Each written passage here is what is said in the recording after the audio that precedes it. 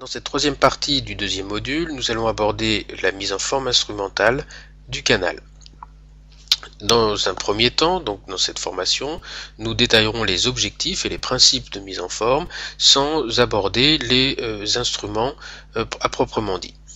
La description de l'utilisation de deux instruments principaux qui sont le ProTaper et le RevoS, et nous expliquerons le cas échéant pourquoi nous avons choisi ces deux instruments. Eh bien, ces instruments seront détaillés dans les formations suivantes. Nous aborderons très rapidement le nouveau mouvement dit de réciprocité, qui est la nouveauté de l'orthodontie en 2011, mais nous détaillerons plutôt son utilisation lors des travaux pratiques, au cours duquel vous aurez l'occasion de manipuler ces instruments, le ProTaper et le Wave One. Dans la présentation précédente, nous étions arrêtés à la fin de la cavité d'accès et à la relocalisation des entrées canalaires. Afin d'obtenir un accès rectiligne et direct au canaux avec les instruments, les entrées canalaires ont été relocalisées en éliminant les triangles dentinaires à l'aide d'un forehead gate numéro 3 ou du numéro 4 utilisé en rotation. Cet accès direct étant obtenu, eh bien, la phase instrumentale peut alors commencer, mais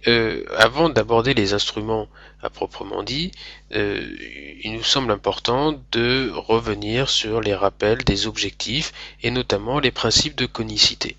Pourquoi obtenir un canal conique et surtout comment? Et au cours de cette présentation, nous allons voir la relation qui existe entre la mise en forme instrumentale et l'irrigation, qui est absolument primordiale, et nous aborderons dans une formation supplémentaire les instruments à proprement dit. Encore une fois, comme je l'ai déjà rappelé à plusieurs reprises, il n'existe pas de mauvais instruments. Par contre, il existe des mauvaises façons de les utiliser et de façon surprenante, et bien souvent les séquences instrumentales proposées par les distributeurs d'instruments ne sont pas appropriées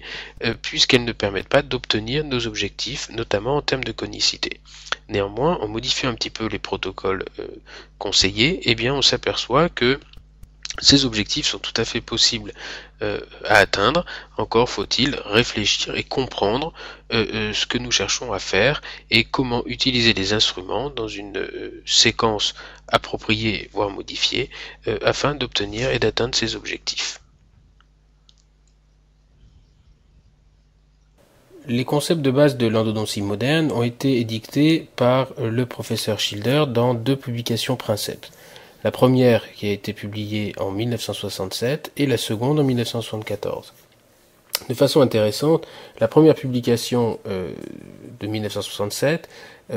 consistait à décrire la technique d'obturation et il aura fallu attendre 7 ans plus tard pour que finalement le professeur Schilder décrive le rationnel de sa technique et la méthodologie pour obtenir un canal préparé de façon optimale afin de pouvoir l'obturer avec la technique décrite 7 ans auparavant. Ces papiers sont très intéressants à lire et je vous invite à les lire dans le détail, même si ils sont peut-être aujourd'hui un petit peu plus compliqués à comprendre, dans le sens où l'endodontie a évolué et que les principes énoncés à l'époque partaient d'une situation où justement il n'y avait aucun principe de base. Les deux grandes thématiques, les deux grands points forts qui ont été présentés par le professeur Schilder à cette époque, a été de démontrer clairement que un défaut de préparation empêchait un nettoyage et une désinfection convenable du système endodontique et surtout empêchait les techniques d'obturation. Et donc la préparation a un double objectif, à la fois de nettoyer, de faire circuler la solution d'irrigation dans les parties les plus profondes du système endodontique et donc de participer indirectement à la désinfection de ces systèmes et enfin de pouvoir l'obturer de façon tridimensionnelle avec une technique dite de compaction de gutta chaude qui sera décrite dans le module d'obturation.